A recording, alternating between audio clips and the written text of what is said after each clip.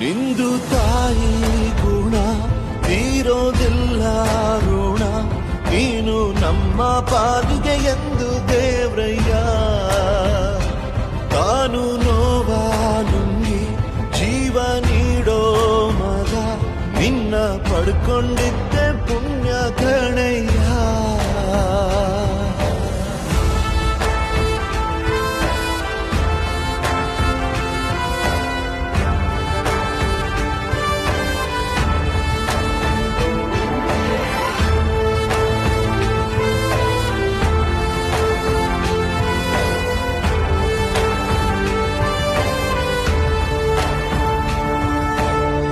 ಅನ್ನ ಕೊಡೋ ಭೂಮಿನು ಹೊಗಳುತ್ತಿದೆ ನಿನ್ನನ್ನು, ಊರನ್ನೇ ಬೆಳಗೋ ವಜ್ರ ನೀನು.